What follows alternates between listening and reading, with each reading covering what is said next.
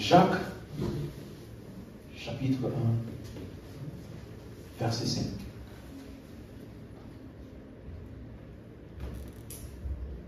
Si quelqu'un d'entre vous manque de sagesse, qu'il la demande à Dieu, qui donne à tous simplement et sans reproche, et elle lui sera donnée. Donc, j'ai pris le temps d'expliquer en premier point que Jacques nous fait comprendre que dans la prière, le caractère de Dieu ou la connaissance du caractère de Dieu est primordial. Donc, concernant le caractère de Dieu, il veut déjà te montrer que quand tu pries, Dieu n'a jamais été le problème. Il est le Dieu donateur. Donc avant même que tu ne pries, il a déjà la réponse. Amen. Nous avons vu plus tôt qu'il donne des choses, ce qui est bon et ce qui est parfait. Et donc, avant que je rentre même dans le message d'aujourd'hui, il y a une chose qui est importante, c'est que la prière ne nous fait pas attirer son attention. Quelqu'un avec moi? Suis bien ce que je vais t'expliquer parce qu'il y a des personnes qui pensent que dans la prière, en pleurant un peu, en déversant leur cœur, comme ils disent des fois, ça va attirer l'attention de Dieu. Mais en fait, quand tu lis 1 Jean chapitre 5, le verset 14, il me semble que j'avais déjà donné la bonne manière de comprendre ce verset-là. 1 Jean chapitre 5, le verset 14. Tu es là? Nous avons auprès de lui cette assurance que si nous demandons quelque chose, selon sa volonté, il nous écoute. Vous avez vu comment j'ai lu ça? Il y a des gens qui vont lire, si nous demandons quelque chose selon sa volonté, c'est là qu'il nous écoute, c'est ça? Mais je vous ai dit que la virgule, c'est ça qui nous trompe. Parce que dans ta Bible, c'est 1 Jean chapitre 5. 1 Jean chapitre 5. Hein?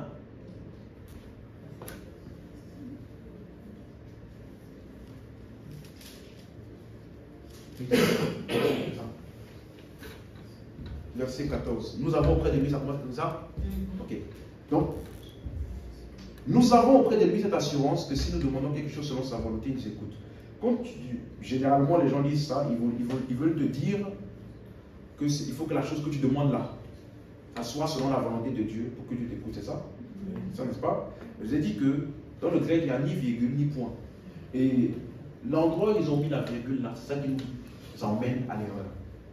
Parce que la vraie manière de le lire, c'est nous avons auprès de lui cette assurance que si nous demandons quelque chose, virgule, selon sa volonté, il nous écoute. Donc, c'est sa volonté de toujours nous écouter. Il n'a pas dit selon ta prière, il t'écoute. Selon la requête que tu as faite, il t'écoute. Non. Selon sa volonté, il nous... Ça veut dire que nous avons toujours une audience, l'audience auprès de Dieu. C'est clair? Tu n'as rien à faire pour que Dieu puisse t'écouter. Ou pour que Dieu puisse avoir ses regards sur toi. Regardez, il dit selon sa volonté, il nous écoute. Et si nous savons qu'il nous écoute, quelque chose que nous demandons, nous savons que nous possédons la chose que nous lui avons demandée.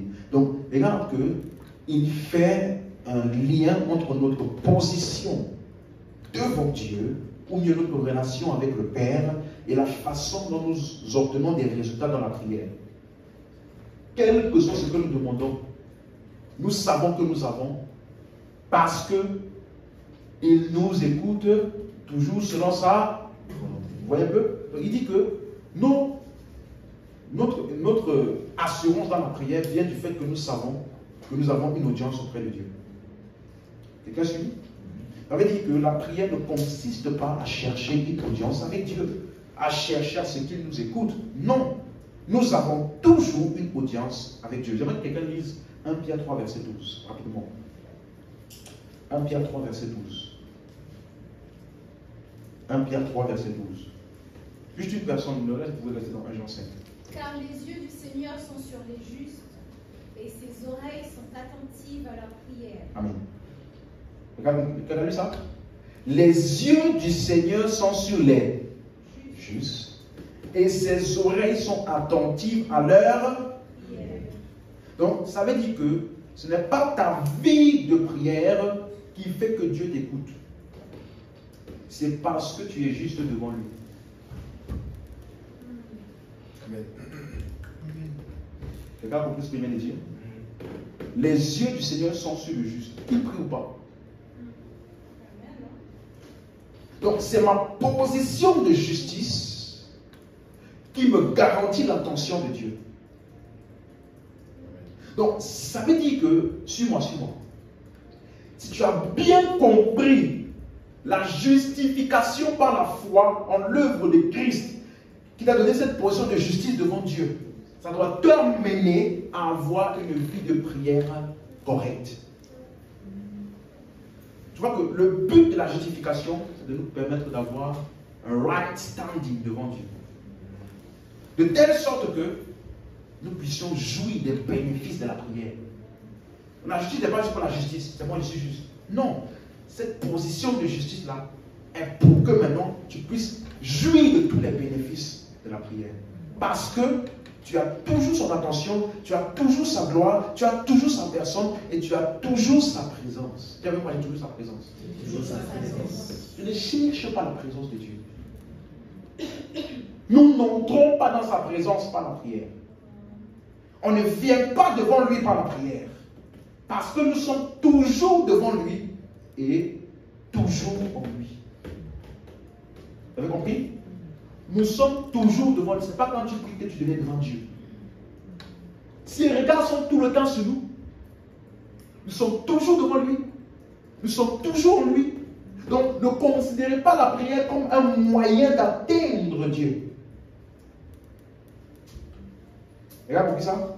Donc, à quoi me sert la prière? La prière est donc une pratique de cette présence. Donc, ça veut dire que Dieu m'écoute toujours. Et comme je sais qu'il m'écoute toujours, et que j'ai toujours son attention, et que j'ai toujours l'audience devant Dieu, alors, et que je suis toujours dans la présence de Dieu, alors je pratique cette présence-là par la prière. La pratique, ça veut dire, je jouis et je bénéficie. Je prends avantage de cette audience que j'ai toujours auprès de Dieu. Donc, nous n'obtenons pas sa présence dans la prière. Et comme quelqu'un disait une fois, il faut que tu viennes dans la présence de Dieu. C'est quand tu passes le temps dans la présence de Dieu que Dieu te touche, te change. Je comprends ce qu'il veut dire, mais ce n'est pas la bonne formulation. Est-ce que vous comprenez? Donc, il nous écoute toujours. Donc, tu vois donc que le fait que Dieu nous écoute toujours ne garantit pas que tu obtiendras toujours des résultats. Il dit, nous, dans 1 Jean 5 là, il dit, nous savons, si nous savons qu'il nous écoute, quelque chose que nous demandons, nous savons que nous avons la chose que nous lui avons demandé. Donc, là où Marc, il te dit, croyez que vous avez reçu, lui, il te dit quoi? Savoir. C'est avec moi? Donc, ça veut dire que la prière n'attire pas la présence de Dieu, n'attire pas son attention, ne vient pas devant lui. Nous sommes dans une relation et une communion éternelle avec Dieu. De telle sorte que nous sommes toujours devant lui. Et il est toujours devant nous. Tout le temps. Est-ce que tu sais que si tu es conscient de ça, ça va changer ta manière de vivre? C'est ça? Ça va changer ta manière même de parler. Hein? Et c'est cette compréhension qui fait que tu dois voir la prière sur le bon angle. Remarquez que on a commencé à parler de la puissance, n'est-ce pas? D'où vient la puissance? Vous allez voir que Paul est le seul qui a mentionné d'où vient la puissance. Aucun autre apôtre n'a mentionné ça. Jacques nous avait dit la prière du juste a une grande efficacité. Dans la version seconde, la prière du juste agit avec une grande force. Donc, il nous a dit ce que la prière fait, mais il ne nous a pas dit d'où la force là vient. Ou la puissance là. Vous voyez, c'est pas qu'il ignore, hein, c'est juste qu'il n'en a pas parlé. Donc, ça veut dire qu'il n'y a que Paul dans son enseignement qui nous explique ça clairement. Et voilà pourquoi Paul n'a pas mentionné la foi. Vous voyez, il n'a pas mentionné la foi. Parce que nous sommes des croyants. Donc on parle à des gens qui croient déjà. Est-ce que tu es avec moi jusqu'ici? Même un Jean là, nous savons qu'il nous écoute. Il n'a pas mentionné la foi. Il a mentionné la foi un peu plus tôt, au verset 13, où il disait, je vous écris à vous qui avez, que vous sachiez que vous avez la vie éternelle, vous qui croyez. Amen. Donc, mais c'est Paul qui nous fait comprendre. Il dit dans Éphésiens 3, verset 20, on avait vu ceci ensemble, à celui qui peut faire infiniment au-delà de ce que nous demandons ou pensons, par la puissance qui agit en nous. Donc, la puissance pour répondre à nos prières est inhérente aux croyants. Et c'est ta conscience de ça qui te permet d'avoir une vie de prière fructueuse. Vous suivez? Je vais mentionner quelque chose de très important aujourd'hui. Mais regardez, dans Genèse 18, nous avions vu que Abraham, je fais des rappels, je fais des rappels rapides pour qu'on puisse bien entrer dans le message que j'ai. Dans Genèse 18, on avait vu que Abraham a fait des demandes, n'est-ce pas, pour Sodome et Gomorrhe. Mais pourquoi a-t-il pu prier ainsi pour Sodome et Gomorrhe? C'est parce que dans Genèse 15, verset 6, il avait déjà été justifié. Vous suivez maintenant? Déclaré sans péché.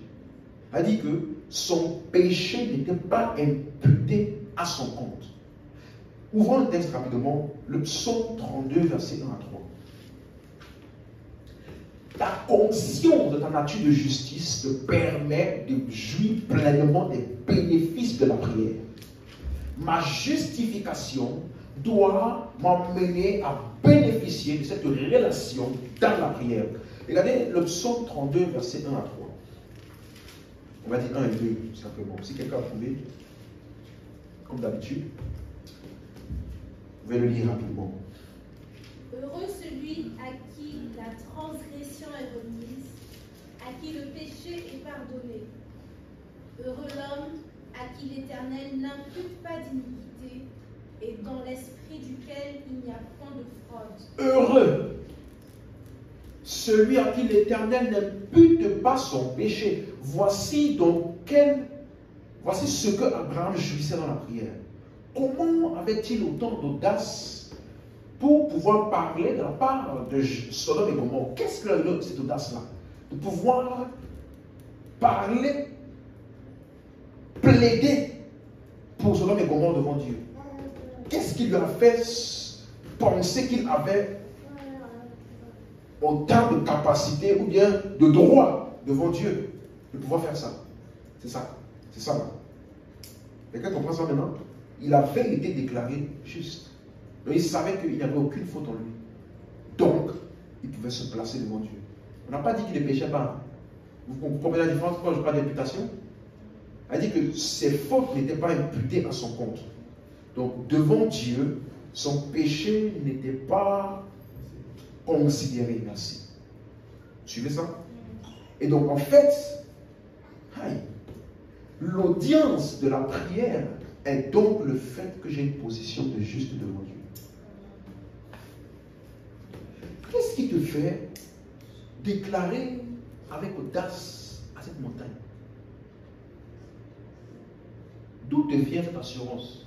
Qu'est-ce qui te fait dire à Dieu, je sais que tu m'écoutes toujours, que tu m'exauces toujours? Tu ne peux pas le dire avec audace si tu vis dans la condamnation. Ce n'est pas possible. Tu vas toujours penser qu'il y a une chose quelque part que tu as fait à un moment donné. Et souvent, il y a des experts pour te donner tous les différents péchés même que tu ne connaissais pas. Et qui font en sorte que, c'est pour ça que la prière que j'avais faite là, je n'avais pas eu le résultat. Quelqu'un me comprend? Quand tu es en Christ, il n'y a aucun péché qui peut bloquer ta prière. Quelqu'un m'a suivi? Pourquoi? Parce que l'audience que nous avons auprès de Dieu dans la prière vient du fait que nous avons une position de justice devant Dieu. Et donc, nous avons donc dit que Dieu possède la terre, il l'a donnée à l'homme, pour que l'homme exerce son autorité. Donc, en Christ, j'ai une position de justice devant Dieu. Je suis devenu la justice de Dieu. Je suis assis avec Christ à la droite du Père dans les lieux célestes. Ça veut dire que je parle au Père avec autant d'assurance que Jésus lui-même. Parce qu'en fait, j'ai été identifié à lui par son œuvre sacrificielle. Je suis devenu la personnification de la justice de Dieu. Vous suivez ça? Donc Dieu ne peut jamais trouver de faute en vous. Maintenant, suivez ceci. C'est donc sur la base de cette relation-là que je fais mes demandes. Suis-moi. Est-ce que tu sais ce qu'on appelle la communion avec le Père? Ce n'est pas une activité, hein, c'est une position. Il dit dans 1 Corinthiens 1, verset 9, béni soit Dieu qui nous a appelés à la communion avec le Fils. Ça veut dire, j'avais expliqué ça ici une fois, avant l'œuvre de la croix, il y avait le Père, le Fils et cet esprit, la Trinité, dans laquelle il y a la sainteté, dans laquelle il n'y a aucune impureté. Par l'œuvre de Christ, les hommes ont été introduits dans cette communion-là. Donc, quand Jésus disait le Père et moi nous sommes un, tu comprends maintenant? Communion, unicité entre le Père et le Fils. Donc, il était sur la terre, mais avec une position de commune union avec Dieu. Vous suivez? Le Père et moi nous sommes un. Ce qui est au Père est à moi. Donc, nous sommes joints les uns les autres. C'est pour ça que quand tu m'entends le langage de Jésus, ça peut t'embrouiller. Des fois, il dit, je suis dans le Père. Ne crois-tu pas, Philippe, que je suis dans le Père et que le Père est en moi? Ça veut dire quoi? Non, dis-moi, si tu veux prendre de manière littérale. Le Père est en moi, hein? Ok, ça on comprend, n'est-ce pas? Maintenant, je suis dans le Père là. Tu comprends un peu? Donc, il voulait te montrer qu'il n'y a pas de séparation ou manière de voir l'un sans l'autre. On a été intermélangés.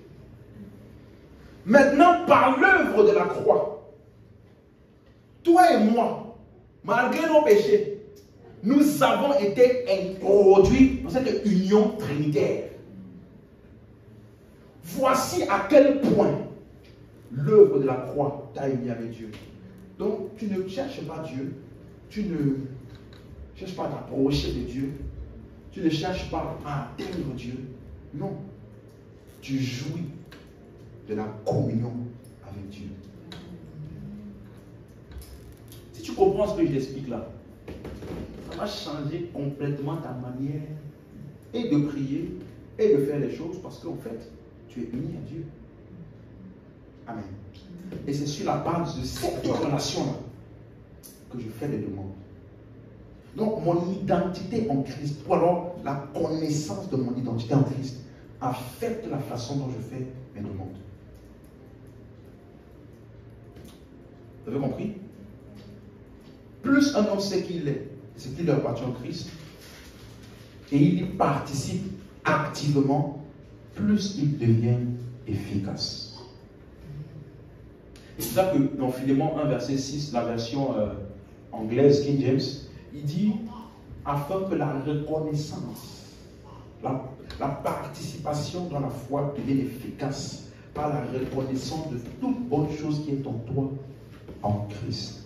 Donc, plus je suis conscient, j'ai une pleine connaissance de tout ce qui est en moi en Christ, plus ma foi devient efficace. Amen.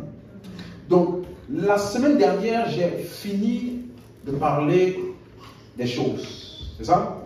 La prière et les choses. On a terminé, n'est-ce pas? À partir d'aujourd'hui, je vais introduire ça ce soir et on va continuer les autres sessions. On va commencer à parler maintenant de la prière pour les personnes et pour les situations. Je ne veux pas séparer les deux parce que les situations ne peuvent être changées qu'à travers les personnes. Donc, en priant pour les personnes, je peux aussi prier pour les situations en priant pour les personnes. Vous comprenez? Vous avez compris ce que je viens d'expliquer? Donc, c'est vrai que c'est deux. Je peux prier pour une situation, je peux aussi prier pour une personne. Mais si je comprends bien la situation là, je peux prier pour une personne je peux prier pour cette situation-là en priant pour une personne. C'est clair? Vous avez compris? Parce que les situations ne changent pas par magie. C'est provoqué par des hommes. Dis amen. Donc, je veux se concentrer principalement sur la prière pour les hommes. Donc, voilà pourquoi on va entamer un type de prière qu'on va étudier ensemble. Si vous ouvrez la Bible, votre Bible, vous allez voir que plus de 68 fois, le mot prière est décrit comme supplication. Supplication, les supplications. La plupart des requêtes de prière formulées dans les épîtres sont des supplications. Vous êtes avec moi jusqu'ici? Et donc, vous allez vous rendre compte que les supplications, il y a plusieurs mots grecs qui sont utilisés généralement pour parler de ça. Deux mots principalement, le mot D6, D-E-E-S-I-S. D-E-E-S-I-S. Deisis. Et le deuxième mot c'est Aidero. Aidero. A-I-D-E-H-O. Amen. Est-ce que tout le monde a pu noter? C'est bon? Donc quand Jésus parlait avec Pierre, lorsqu'il disait Satan a désiré te priver comme du froment, mais j'ai prié pour toi. On se rappelle? Le mot prier, c'est ce mot-là. Ça veut dire j'ai fait des supplications pour toi. J'ai demandé quelque chose à ton sujet. Donc quand on commence à parler de supplications, c'est différent de la prière pour les choses. Ce n'est pas je crois que j'ai reçu et je le ferai. Là, c'est une autre manière d'engager la prière. Analysons un peu rapidement. On ne va pas voir que la prière pour les supplications là. J'ai décidé de parcourir un peu la vie de prière de Jésus. Jésus a dit, ceux qui croiront en moi, ils feront quoi? Les œuvres que j'ai faites. Et même, généralement quand on lit ça, on pense seulement au miracle. Il a guéri les malades, on va guérir. Plus de malades, on va faire. Ok. Analysons un peu ces œuvres de prière. Elle dit que ce qu'on va lire là, si tu n'as pas encore fait ce qu'on va lire là, tu n'es pas un bon croyant. Parce que celui qui croit là, il doit faire ce que Jésus et de plus. Luc 3, verset 21. Commençons par là. Luc 3, verset 21. Tout le peuple se faisant baptiser, Jésus fut aussi baptisé.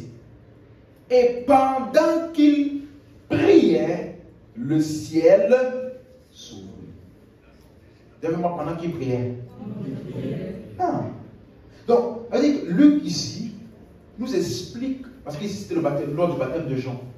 Jésus allait se faire baptiser par Jean-Baptiste. Et en fait, rappelez-vous, je vais expliquer ça ici, la prière permet de recevoir, vous vous rappelez? C'est le moyen de... On reçoit dans la prière, ok? Et vous allez voir que Jean est sur le point de baptiser Jésus afin que l'Esprit vienne sur lui. Et donc, à votre avis, pourquoi Jésus priait-il? Recevoir quoi? L'Esprit. Donc, s'il priait pour recevoir l'Esprit, ça veut dire que l'Esprit n'est pas descendu de manière soudaine. Hein? Oui. Il devait sûrement avoir prié à ce sujet. Et il s'attendait à quelque chose en allant là-bas. Voilà pourquoi même quand Jean-Baptiste a voulu l'arrêter, il a dit, frère, faisons ce qui est juste de faire. Il faut aller me baptiser. Vous comprenez?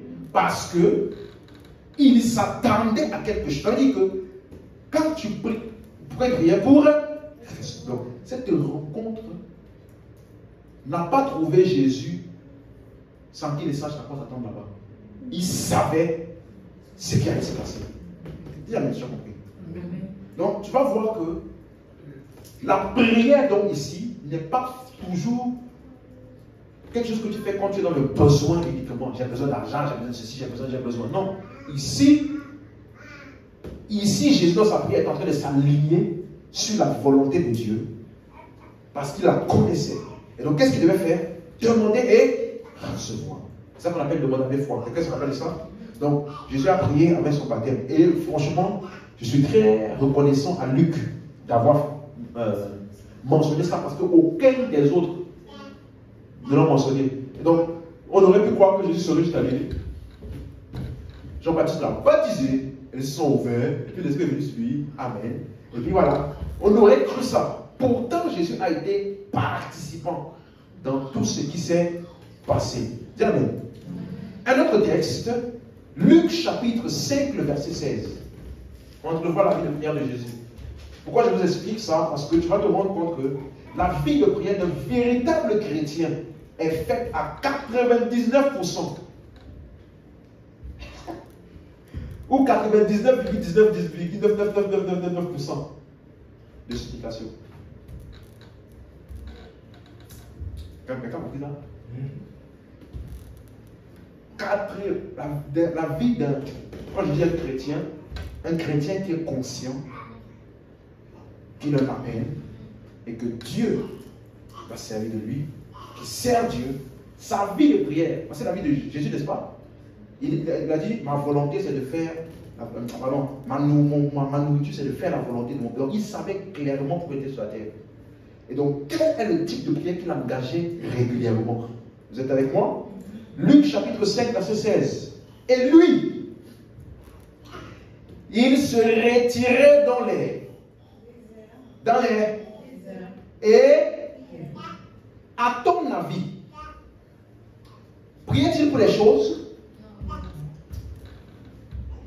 À ton avis, est-ce qu'il allait là-haut dire, je reçois, d'ailleurs même, qu'est-ce qu'il avait? Qu'est-ce qu'il avait? Vous dites, je reçois la maison. Il se retirait dans les déserts pour prier. Désert parle d'un endroit de solitude. Donc, je profite de cet enseignement-là pour un peu te titiller, un peu pour que tu saches que, en tant que croyant, tu dois faire les choses que Jésus a. Et de plus, te retires-tu souvent? Je n'ai pas dit parler de désert. Hein. J'ai bien précisé que le désert, c'est un endroit de solitude. Si ta vie de prière n'est que ce que tu vois qu'on fait ici à l'église, là, tu n'es pas un bon exemple de Jésus. Il se retirait pour prier. Donc, ça veut dire que la prière n'est pas que pour les choses, pour les besoins. C'est d'abord principalement la communion avec Dieu. Il y a une intimité qui est impliquée. Voilà pourquoi, au-delà des choses, ce sur quoi tu vas voir Jésus et les apôtres dans les épîtres mettre l'emphase, ce n'est pas la prière pour les choses. C'est plutôt le facteur paternel de Dieu. Aujourd'hui, notre vie de prière n'est pas comme celle de Moïse ni de David. Parce que c'était des serviteurs. Nous, aujourd'hui, notre vie de prière, c'est de fils à père, de père à fils. L'esprit d'adoption que nous avons reçu, lequel écrit Abba, Père. Vous voyez? Donc, notre relation est intime. Il y a un lien profond qui nous relie. Donc, bien sûr que les choses nous font du bien, ok? Les choses vont te satisfaire, amènent satisfaction, mais même dans les choses-là, il y a toujours ce lien parce qu'il y a une joie dans la prière, parce que les choses que tu as reçues là viennent de Dieu, le Père. C'est lui dans sa bonté qui a pourvu ça pour moi. Là encore, je veux tirer une connexion pour bénéficier à ma relation avec Dieu. Dis Amen, tu as compris. Est-ce que c'est clair pour quelqu'un? Donc Jésus allait dans le désert et prier. Pourquoi? Parce qu'il avait une relation avec le Père. Dis Amen. Donc toi, tu dois avoir des temps comme ça. Tu te retires tous les jours. Je me mets à part et je vais simplement prier. Parce que dans la prière, je montre que ma vie n'est pas dépendante d'un homme ni d'un être, mais plutôt de celui qui est en nous. Alors, je passe du temps avec lui. Bien, on va pousser encore un peu plus loin. Luc 6, verset 12. Quelqu'un d'autre me dit ça. Très très fort. Comme ça, tout le monde va entendre ce genre de circonstances. En ce temps-là, Jésus se rendit sur la montagne pour prier. La montagne encore, c'est un lieu élevé sur lequel il n'y a pas beaucoup de personnes. Donc tu montes sur la montagne, c'est encore pour dire simplement un lieu de solitude. Ok, la suite. Et il passa toute la nuit à prier Dieu. Hey. Quand le jour parut, il appela ses disciples et il en choisit 12 auxquels il donna le nom d'apôtres. Ok. Voici Jésus qui allait prendre, choisir les disciples, les personnes qui allaient marcher avec eux. Et puis lui, qu'est-ce qu'il fait? Il est allé à la montagne pour prier. Et il passa toute la nuit à prier Dieu. As-tu déjà fait ça? Oui. Il ne faut pas dire j'ai déjà fait la prière à l'église. Non, ça ne compte pas. Ça là, c'est un goût. Jésus est monté sur la montagne. Ici, quand tu viens ici là, on t'aide, tu vois, on te motive, comment est-ce qu'on s'appelle là? Eh ma soeur, là, c'est bon. Mais seul. Ça là, c'est. Il a dit que ceux qui croient en moi, il y a même moi ceux qui. Il a dit ceux qui croient en moi feront les œuvres que j'ai faites et de plus. Tu vois que il y a un niveau dans la prière qui n'a rien à voir avec les choses. Tu as compris ça? Ça n'a rien à voir. Tu ne peux pas prier pendant toute une nuit. Si tu ne peux pas toute une nuit pour les choses, ça veut dire que vraiment, tu as une condition vraiment. Tu es désespéré. Mais tu peux pas faire tous les jours. Lui, il se mettait à part. Parce qu'il allait faire un choix. Donc, quand tu passes longtemps dans la prière, c'est parce que tu reconnais, je ne peux pas choisir des gens au hasard. Quelqu'un qui plus tard va me créer des problèmes, qui va m'empêcher d'accomplir le plan de Dieu pour ma vie. Donc, je vais passer le temps. Jusqu'à ce que je reçoive tous les noms de ceux que je dois recevoir. Tu me suis? Quand tu as investi partout, dès que quelqu'un vient s'approcher un peu de toi, ça va, oui, ça va, oh, alléluia, oh, tu sais que tu es joli, oui.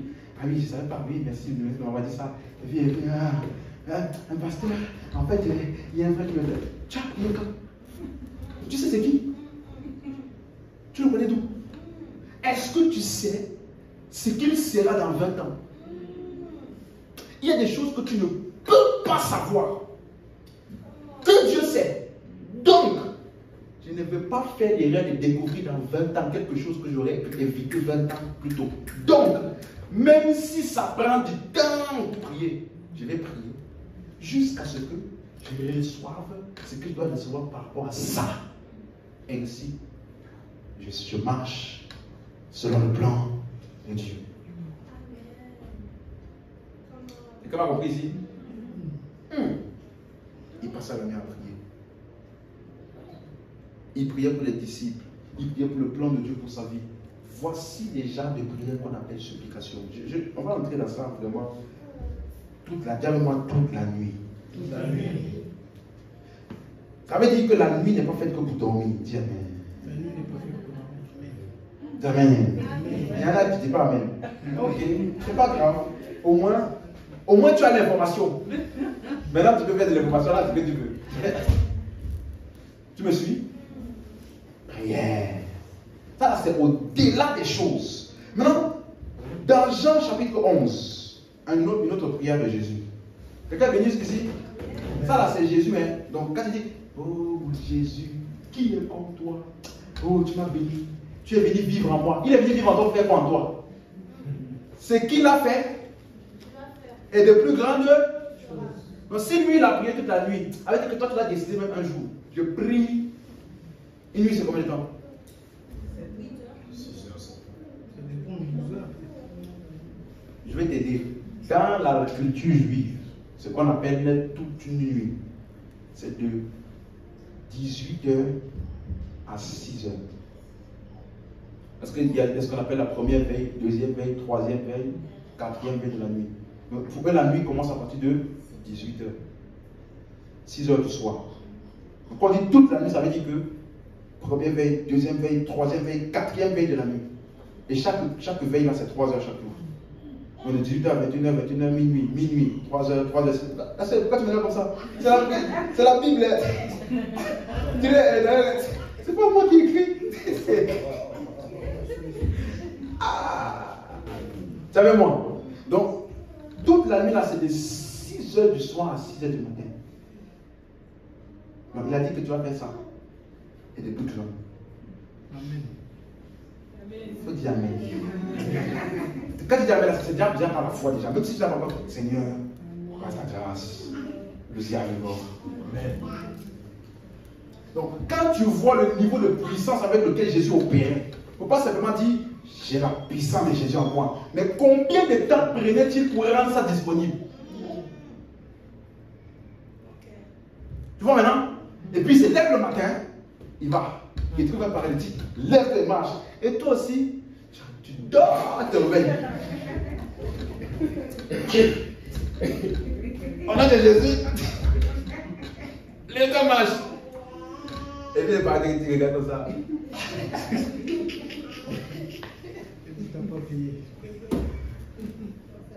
Dis Amen. Donc, nous avons la puissance où? C'est à toi de décider combien de quantité tu rends disponible. Parce que tous les cas n'ont pas le même niveau de puissance qui nécessite pour régler ça. Oui. Tu suivez maintenant? Là, tu vas voir, il y a des chrétiens, c'est comme si, je n'ai pas dit qu'ils n'ont pas, c'est comme s'ils n'ont pas assez de puissance. Tu vois, il y en a d'autres là, dès qu'ils arrivent, pas les choses se passent. Pourquoi? Un a rendu la puissance, l'autre n'a pas rendu la puissance, pas beaucoup. Il a prié le matin 5 minutes, je me là-bas, ramener la race jusqu'au bout. Oh, c'est super.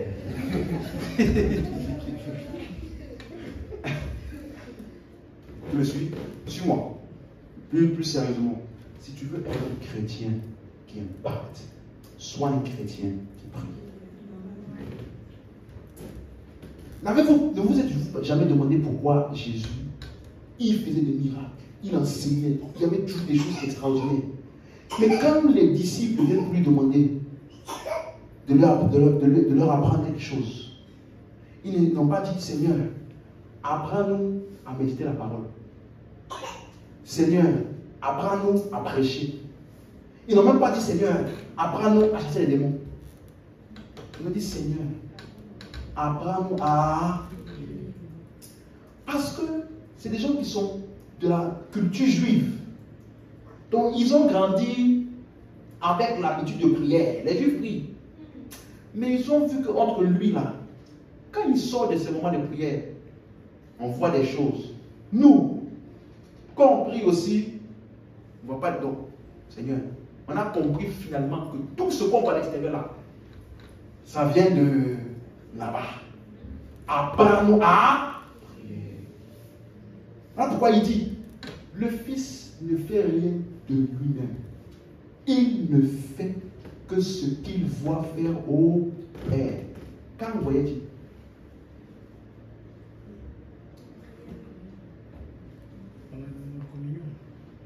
Avec moi? Tu vois, je vais t'enseigner sur les prières de supplication. Hein. Mais je veux provoquer ta vie de prière. Une vie de prière radicale. Si tu veux voir des vrais résultats en tout cas. Si tu es satisfait toi de ta vie chrétienne, normale, de temps en temps il y a quelques manifestations par-ci par-là. Et puis, si tu es satisfait de ça, je ne m'adresse pas à toi. Je m'adresse à la personne là, qui veut voir ce que la Bible dit là. C'est manifestement sa vie. Si Jésus a fait ça, nous on peut faire. Donc, engageons le processus qu'il a engagé pour avoir les résultats qu'il a eus. Parce qu'il dit, celui qui croira en moi fera ce que j'ai fait. Donc, ça veut dire que tu as le potentiel en toi pour faire tout ce que Jésus a fait et plus encore. Or, pourquoi on ne fait pas comme il a fait? C'est parce que on ne prend pas autant de temps qu'il prenait pour rendre disponible ce qui est en lui.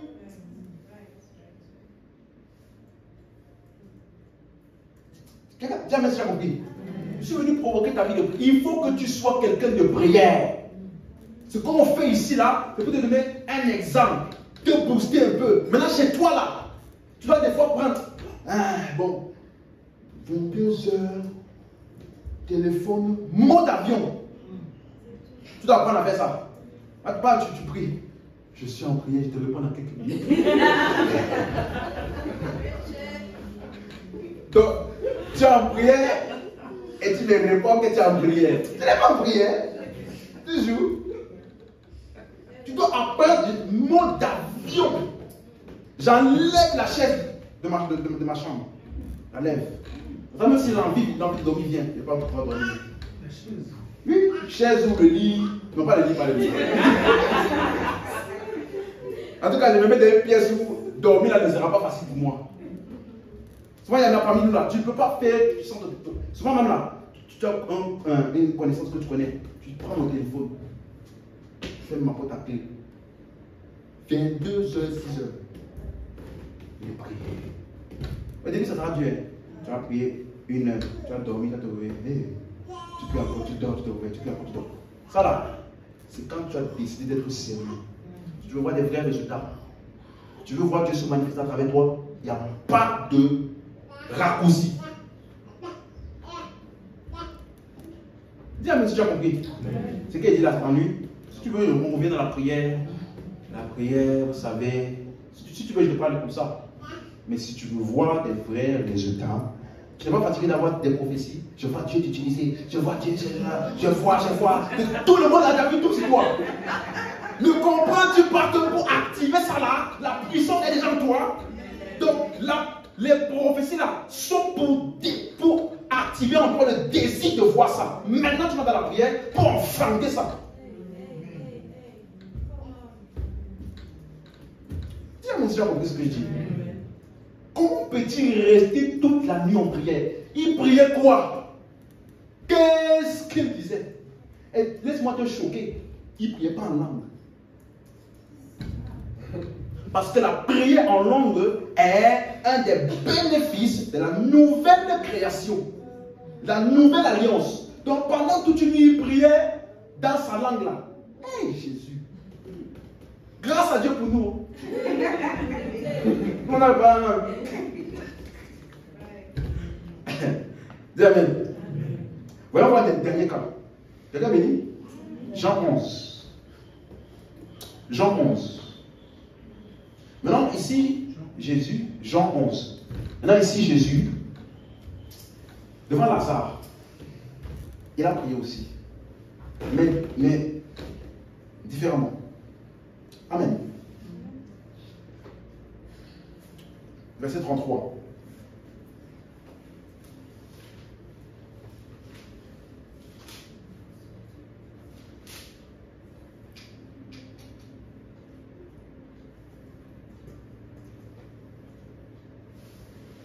Jésus, la voyant pleurer, elle et les Juifs qui étaient venus avec elle, frémit en son esprit et fut tout ému.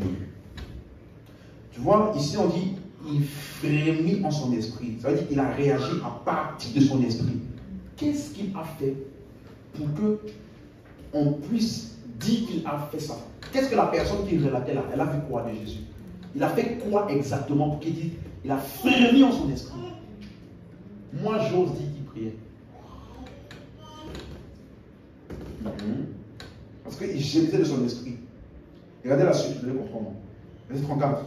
Et il dit, où l'avez-vous mis? Seigneur lui répondit-il, viens et vois. Verset 35, Jésus pleura. Il ne pleurait pas parce que Lazare est mort. Hein? Suivez-moi. Il était en train de gémir en esprit. C'était dans la continuité de ça que les larmes ont commencé à couler. Les gars, tu comprends l'activité spirituelle qui se passe là? Il te dit, ce qui ne touche pas ton cœur ne peut pas changer ta vie. Ce qui ne touche pas ton cœur ne peut pas être ce par quoi Dieu passe à travers toi. Il voit quelqu'un qui est mort, les gens qui pleurent. Donc, leur tristesse là est nue. Et cette a fait gémir en esprit. Au point où leur tristesse a été sa tristesse. Il s'est identifié à eux. Tu ne t'identifies pas à ce type de personnes-là, tu ne pourras pas être utilisé pour eux. Et tu vois, il y a des chrétiens, oh Seigneur, je ne sais pas pour guérir les malades. Mais quand tu vas être malade, ça ne te fait ni chaud ni froid. Vous comprenez ça? Il gémit, regardez verset 36. Sur quoi les Juifs disent, voyez comment il l'aimait. Et quelques-uns d'entre eux disent, lui qui a ouvert les yeux de l'aveugle, ne pouvait-il pas faire aussi que cet homme ne mourût point? Verset 38. Jésus frémissant de nouveau en lui-même. Vous voyez maintenant? Se rendissant au sépulcre. C'était une grotte et une pierre était placée devant. Verset 39. Jésus dit, ôtez la pierre. Verset 41 directement, vous avez du temps. Ils ôtèrent la pierre. Ils ôtèrent la pierre. Jésus, levant les yeux en haut, dit, Père, je te rends grâce de ce que tu m'as exaucé. Donc, quand a-t-il prié? Vous voyez maintenant? Tout le long là, qu'est-ce qu'il faisait? J'ai dit ici une fois, il y a la prière que tu commences et il y a la prière que l'Esprit commence à travers toi. Ce n'est pas la même chose. Voilà. Parce que quand je disais ça là, j'ai essayé d'imaginer la situation là, c'est devenu quelque chose intérieur de lourd, de chargé pour lui. Il gémissait pour ce cas-là. C'est ça qu'on appelle les supplications. Ce sont des prières dans lesquelles tu es engagé. On appelle ça en anglais heartfelt. Comment on dit ça?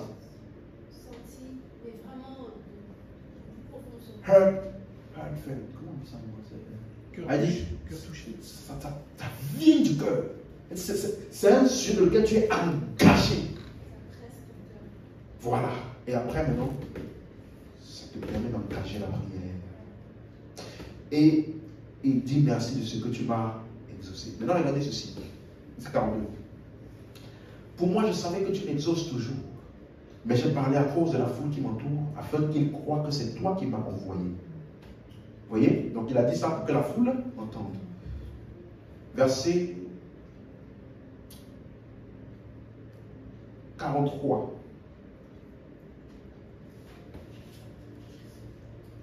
Ayant dit cela, il cria d'une voix forte. Quoi? Donc, tu vois, note un point très important ici. Il n'a pas juste prié. Et puis il a entendu en disant, voyons voir maintenant ce que Dieu va faire. Il t'a dit que la prière te permet de générer la puissance. Dis Amen. Mais dans la prière aussi, tu dois donner des instructions pour donner une direction à la puissance que tu viens de générer. Donc il a prié. Maintenant, arrivé, ouvrez, c'est bon. Certainement, bon là, ce n'est pas écrit, hein, mais certainement qu'il a eu un témoignage intérieur que c'est bon. Va maintenant. Qui a assez de puissance. Parce qu'il a dit, je ne fais que ce que le Fils ne fait que ce qu'il va faire au Père. Donc, le Père a dû lui donner une confirmation à un point donné. C'est bon. Il allait devant. Vous savez comment il a dit là? Lazare sort. Il était chargé de toute la puissance qu'il avait déjà générée. Quelqu'un comprend ce que j'explique jusqu'ici? Tu vois que les choses n'arrivent pas juste par hasard. Elles sont provoquées. Elles sont provoquées. Alléluia. Donc, dans la communion, pendant la prière, nous avons la communion avec le Père, nous avons l'action de grâce, mais vous devez aussi faire des demandes, des instructions. Il n'a pas dit, oh, je m'en remets à toi, Père. Regarde le cas de Lazare. Eh, Seigneur, il n'a pas fait ça. Vous comprenez maintenant? Jésus a parlé à la situation. Donc, même dans la communion, je donne des instructions aux situations afin de diriger la puissance. Dis encore Amen. Ce que je t'explique là, tu dois comprendre l'importance de ça. C'est vraiment important que tu comprennes. Parce que souvent, il y a des gens. Imagine-toi, Jésus disait, Seigneur, regarde le cas de Lazare. Seigneur, regarde le cas de Lazare. Lazare, écoute Dieu. Dieu, règle le cas de Lazare. Et puis il est au milieu. Il est là. Qu'est-ce qui se passe? Est-ce qu'il y a quelque chose qui s'est passé? Non. C'est toi l'acteur. Dis encore amen. Des cas précis. Voilà pourquoi, dans le cas d'Abraham avec Sodome et Gomorrhe, est-ce que c'est une intercession ou une supplication?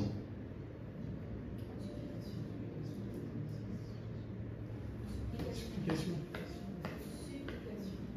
Il y a des gens qui disent que c'est une intercession. C'est pas totalement faux. Parce que, bon, l'intercession, d'après certaines personnes, c'est quand il y a un danger et vous plaidez en faveur de la personne. C'est ce qu'ils ont dit, ils disent souvent, mais ce n'est pas exactement ça. Dans le cas d'Abraham, je peux dire qu'il y a eu les deux cas. Il y a eu les deux. Parce que, en fait, le mal était sur la terre et ensuite il a appelé dans leur faveur. Suis-moi bien. Mais ce que je veux que tu vois, c'est le fait qu'il a continué à parler.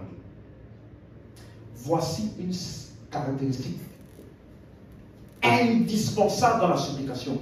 Quand je parle de supplication, vous comprenez maintenant? Je parle quand je prie soit pour une personne ou bien pour une situation. Pas pour les choses. Mais voici une caractéristique indispensable dans la supplication. C'est ce qu'on appelle une prière continue. C'est ça, la supplication. Une prière, comment? Continue. Et c'est le fait que ça soit continu qu'on appelle la foi dans ce cas-là. Ça veut dire que dans la prière pour les choses, est-ce que tout le monde est à la page avec moi? J'essaie de ne pas aller trop vite. Dans la prière pour les choses, le facteur foi est vu où? Quand tu crois que tu as reçu. C'est ça? Mais dans la supplication, le facteur foi est dans le fait que tu persévères. Tu persistes. C'est le fait que tu persistes là qu'on appelle la foi. Regardez Abraham, Sodome et Gomorrhe. S'il avait persisté jusqu'au bout, la chose se serait passée différemment. Dis amen. Donc, la foi dans la prière pour les choses, c'est le fait quoi? Je crois que j'ai reçu. Mais dans les personnes et les situations, ou dans la supplication, la foi est dans la persistance. Ça veut dire, je décide d'être là et de rester là. Le temps ne me permet pas de parler de ça, on va parler de ça dimanche. On va vite expliquer l'histoire de Jacob. Ne te laisserai pas tant que tu ne m'auras pas béni. Qu'est-ce qu'il cherchait? Et qu'est-ce qui s'est vraiment passé? Il y a des gens qui pensent qu'il y a eu vraiment un combat, quoi. Genre l'ange est venu, et puis Jacob a donné des coups de pied, tout ça. Et puis l'ange a fait croche-pied, il a pris son talon, il a pris son côté, il a... Quand tu dis ça, tu dis de manière charnelle. Qu'est-ce qui s'est passé là-bas? Quand je vais t'expliquer ça dimanche, là, tu vas comprendre. Mais la supplication, dans Jacques chapitre 5, verset 17, verset 16, on dit quoi? La prière fervente du juste a une grande. Donc ça veut dire que, en fait, la supplication, c'est comme si celui qui prie argumentait ou défendait un point. Tu as vu, tu es à la cour et tu ne lâches pas.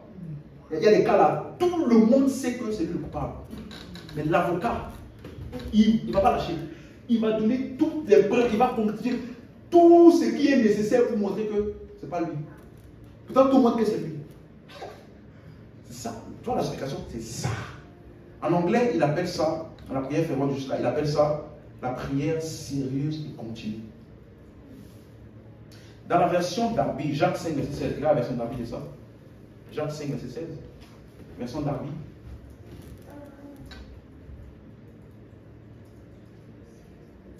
Confessez donc vos fautes l'un à l'autre et priez l'un pour l'autre en sorte que vous soyez guéris.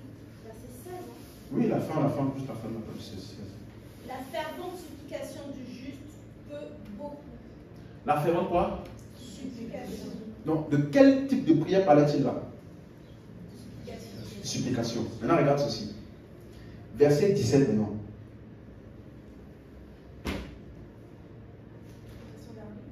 Non, version normale. Verset 17. Quelqu'un qui casse ça? Élie était un homme de la même nature que nous. Il pria avec insistance pour qu'il ne plût point. Ok. Élie a prié avec quoi? Insistance. Donc, d'après toi, est-ce qu'il a dit, arrête-toi, je crois que tu t'es arrêté. Je crois que la pluie, j'ai reçu que la pluie les arrête. la pluie ne tombera pas au nom de Jésus. Vous pensez que c'est ça? Il a prié avec Insistance. La suite, verset 18.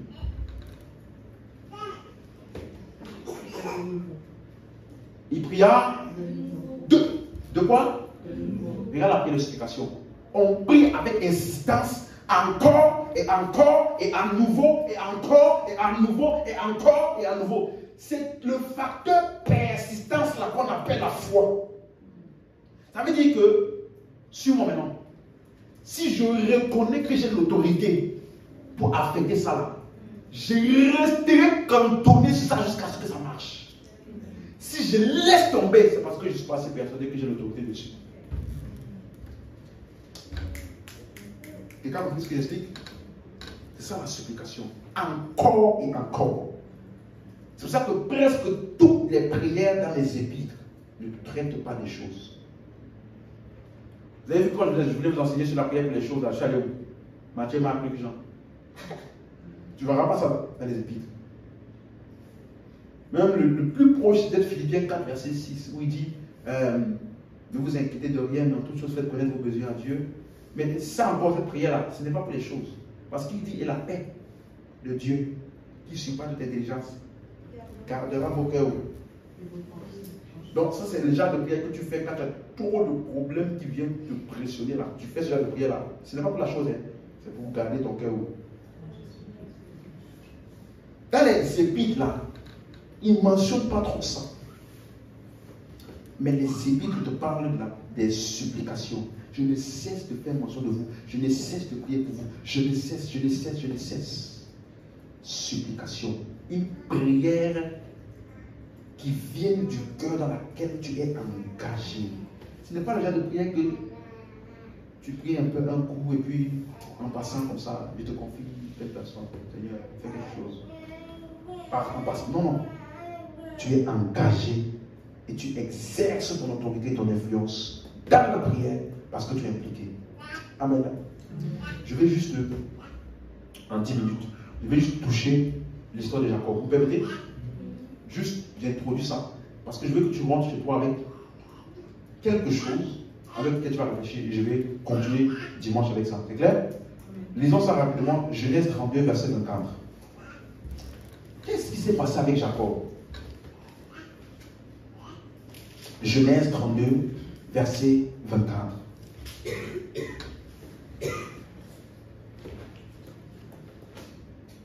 Genèse 32.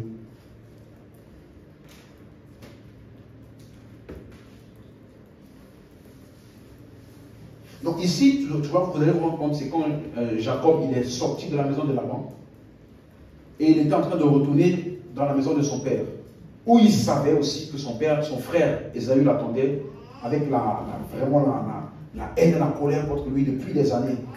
Quelqu'un se rappelle cette histoire-là, on n'a pas besoin de tout relire. Hein? Ok? Et donc, la Bible dit qu'à un moment donné, il a laissé ses femmes et ses troupeaux. Il a dit, avancez-vous. Et la Bible dit au verset 24 quoi? Jacob demeura, dis-moi seul. Si tu n'as pas encore eu ce genre de situation-là, viens encore. Au point de là, ce n'est pas Dieu ici. Et je ne veux aucun autre secours nulle part. Parce que le secours de l'homme, la Bible dit, n'est que vanité. Donc là, je veux Dieu ici. Et souvent tu te retrouves dans ce genre de cas-là, personne ne te comprend. personne ne sait ce que tu ressens. Personne.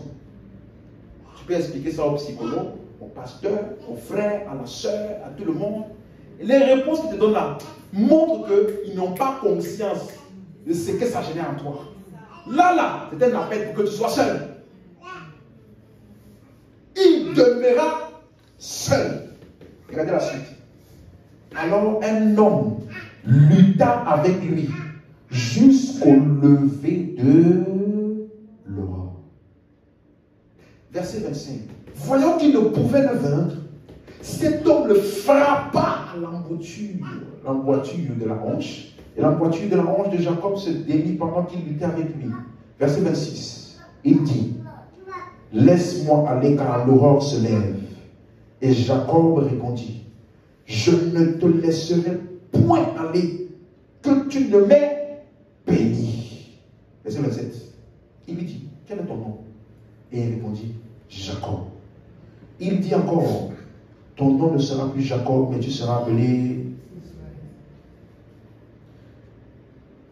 J'ai juste une petite anecdote. Ça s'est passé quand? Le jour, après-midi, le soir, quand? Ça te rappelle avec Jésus? Ce qu'il a déjà fait? Toi qui as des situations là, tu vois un peu? Tu dois aimer ça. Pendant la nuit, il a découvert qu'il était vraiment. C'est-à-dire que toute sa vie, il n'avait jamais eu une perception claire de pourquoi il avait été créé. De qui était-il? Du plan véritable de Dieu pour ça. Il n'avait jamais son identité. Jusqu'au jour où il a dit, là, j'en ai marre de tourner en rond. J'en ai marre de tourner en rond, aller par-ci, par-là. Je vais découvrir qui je suis. Et pendant toute la nuit, il a passé dans les supplications. Maintenant, suis-moi. Verset, la suite. Tu ne seras plus Jacob, mais tu seras appelé comment? Car tu as lutté avec et avec des. Et tu as été. Quelqu'un me prend la version d'Arbi de ça. Tu as lutté avec Dieu. Version d'Arbi. Et quelqu'un d'autre prépare la version King James en français.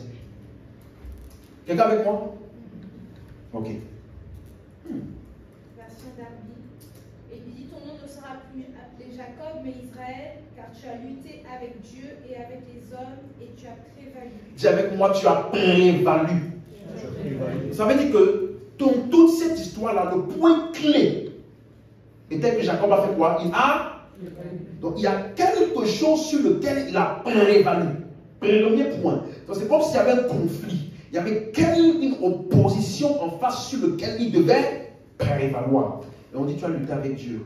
Laissez-moi d'abord déconstruire ça. Comment a-t-il prévalu? On n'a pas dit tu as lutté contre Dieu. On n'a pas dit tu as prévalu contre Dieu ou tu as prévalu sur Dieu. Ça qu'on a dit, tu as prévalu. Maintenant, sur quoi a-t-il prévalu? Comment a-t-il prévalu? On dit, tu as lutté avec Dieu. Le mot lutter, suis-moi bien, le mot lutter en hébreu, vous savez c'est quel mot hébreu? Sarah. C'est vraiment Sarah. Hein? Le mot lutter, tu as lutté avec Sarah. Comme son nom. Va regarder, tu vas voir. Ça veut dire que. Et ce mot veut dire avoir la puissance.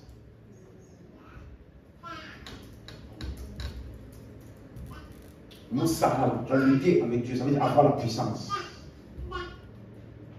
Donc, qu'est-ce que l'ange disait à Jacob? Tu as lutté avec Dieu, avec les hommes, tu as prévalu. En fait, l'ange disait, lutter c'est le mot quoi? Sarah, tu me dis quoi? Avoir la puissance. Non.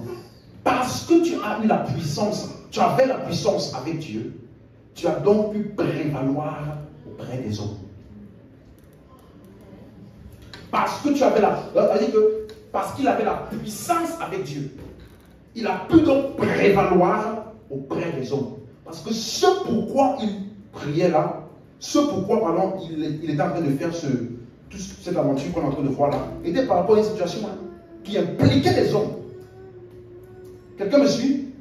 Vous me suivez? Donc, quand tu as la puissance avec Dieu, tu peux prévaloir parmi les hommes. Maintenant, ce mot lutter là est aussi traduit par prince. Quelqu'un a la version King James en français? Et il dit, ton nom ne sera plus appelé Jacob, mais Israël, car tu t'es comporté comme un prince avec Dieu et avec les hommes, et tu as prévalu. Ça veut dire quoi? Tu t'es comporté comme un prince. Au lieu de dire que tu as lutté avec Dieu, ici maintenant il dit quoi? Tu t'es comporté comme un... Or le mot prince, ça parle de quelqu'un qui a l'autorité. Un dirigeant. Quelqu'un qui a de l'autorité. Donc, et ce mot-là aussi, donc tu t'es comporté en tant que prince, en tant que dirigeant, en tant que quelqu'un qui a l'autorité, et tu as prévalu. Et le même mot Sarah toujours veut dire persister, lutter. Donc, comment je peux résumer tout ça? Je peux résumer tout ça en disant ceci, et ce serait bien que tu le notes. Vous pouvez lutter et persister auprès des hommes parce que vous avez la puissance, l'autorité, le pouvoir avec Dieu. Quelqu'un a compris ce que je viens de dire? Vous pouvez lutter ou persister auprès des hommes, c'est-à-dire des situations qui impliquent les hommes, parce que vous avez le pouvoir, l'autorité et la puissance avec Dieu. Donc en fait, c'est ça la supplication. La supplication est basée sur le fait que nous avons la puissance, le pouvoir avec Dieu. Et donc, nous pouvons alors prévaloir sur les hommes, les situations parmi les hommes. Vous avez compris? Donc cette puissance qui est agissante en nous peut nous permettre de prévaloir sur les situations au milieu des hommes. Dis Amen. Et voilà donc ceci. Donc Osée chapitre 12, verset 3. Si tu pensais que c'était un combat physique, où Jacob va lutter physiquement, et puis l'ange va broyer la hanche, tout ça, comprenons ce qui s'est passé. Rappelez-vous, il était en train de retourner où? Dans la maison de son père. Il allait rencontrer son frère, qui avait quelque chose contre lui et qui voulait le tuer. Suivez? Il a prié concernant ça. Non, il n'a pas prié, il a lutté avec Dieu. On va voir ce que ça veut dire. Osée 12. Osée là, c'est après Ézéchiel, Daniel. C'est bon? Osée 12, verset 3. Quelqu'un a trouvé ça, il peut le dire pour nous. Osée 12, verset 3. Dans le sein maternel, Jacob saisit son frère par le talon, et dans sa vigueur, il lutta avec Dieu. Amen. Vous avez vu? Donc on décrit la vie de Jacob ici. Quand il est dans le sein maternel, qu'est-ce qu'il a fait? Il a saisi le talon de son frère. Hein? Et maintenant, quand il a grandi dans sa vigueur, il a lutté avec Dieu. Ça veut dire quoi? Verset 4 maintenant. Là, le prophète Osée, il dévoile l'image claire de ce qui se passait en fait. Dans le combat de lutter avec Dieu. Là. Verset 4. Il lutta avec l'ange. Il lutta avec l'ange, la suite. Et il fut vainqueur. Il fut vainqueur. Il pleura. Il pleura. Et il lui adressa des supplications. Il adressa des supplications. Donc, tout ce que tu voyais là, c'était quoi? C'était une nuit de prière. Et pourquoi a-t-il mentionné l'ange? Vous vous rappelez l'histoire de Daniel? Pendant que Daniel persistait dans la prière, l'ange faisait quoi? Agissait en ça. Donc ça veut dire que ici, le conflit que Jacob avait avec son frère là, pendant la prière de supplication, il a activé le mouvement angélique à son égard pour aller là-bas. Des circonstances ou des choses pour convaincre son frère de lâcher prise de sa colère là contre lui. Voilà pourquoi, si tu lis la suite de Genèse 32 là, quand Jacob a rencontré Ésaü, son frère a prié contre lui. Ah mon frère, ça va? Viens allons. Qu'est-ce qui s'est passé? Tellement nous avons la puissance avec Dieu. Donc nous pouvons prévaloir sur les situations. Ça là, c'est si tu sais être persistant. Donc quand il disait, je ne te laisserai pas aller, ça veut dire que tant que la chose n'est pas réglée, tu restes ici. maintenant, je reste ici dans le lieu de prière jusqu'à ce que le résultat escompté soit vu. Donc, c'est pour ça que je t'ai dit qu'un élément clé dans la supplication, ce qu'on appelle la foi dans sa foi, c'est la persistance. On peut se lever.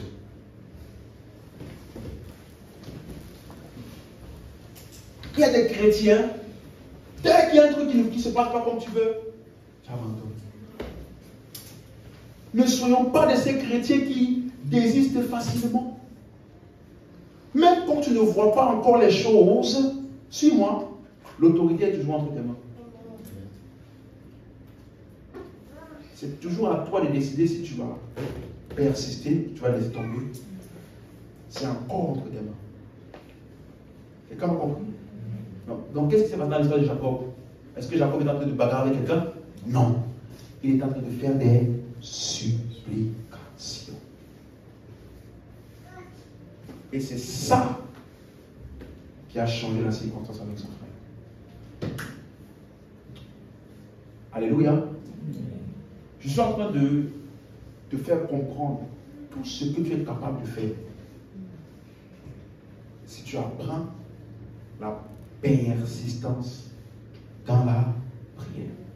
Donc quand tu comprends ce que je t'explique là, tu comprends maintenant pourquoi Paul disait, je ne cesse de faire mention de vous dans mes prières. Je ne cesse. Tu comprends maintenant? Parce que, on va voir ça dimanche, mais par exemple, moi en tant que pasteur, il y a des prières, quand je dis ceci, que je vais prier toute ma vie. Parce que tu n'arriveras jamais à un point où tu as toute la connaissance perfectionnée. Donc, en tant que ton pasteur, il y a des prières que je ferai pour toi toute ma vie. Tu veux? Je ne cesse de prier pour vous, que les yeux son cœur soient éliminés. Ah, je ne cesse. Mais hier, j'avais déjà prié pour que ces yeux soient éliminés. Mais vendredi passé, on avait déjà prié pour que tu sois fortifié. Mais vendredi passé aussi. Mais à la veille, on avait déjà prié. Oui, je ne cesse.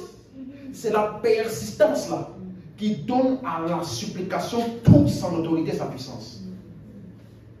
Donc, il ne faut pas te donner que tu viens ici. Les mêmes sujets, encore, et ce sera encore. Même quand il y aura 10 000 personnes, ça sera toujours les mêmes sujets. Mais plus amplifié encore, parce que là, il y a 30, 40 personnes pour lesquelles on doit, Seigneur, illuminer les yeux. Imagine maintenant 10 000 personnes. Seigneur, là, c'est toujours le même pasteur qui doit prêcher pour 10 000 personnes. Imagine-toi le nombre de prières pour que tout le monde soit illuminé. Illuminé, pardon, pas illuminé. Ce n'est pas la femme. Amen, hein? Donc, illuminé, imaginez-vous. Donc, si tu veux voir un véritable impact dans ta vie, ce n'est pas juste en connaissant. C'est la connaissance de la prière. Prier est mieux que connaître la prière. Amen. Par contre, connaître la prière te rend efficace dans la prière. Dis à monsieur compris. Là, ton voisin.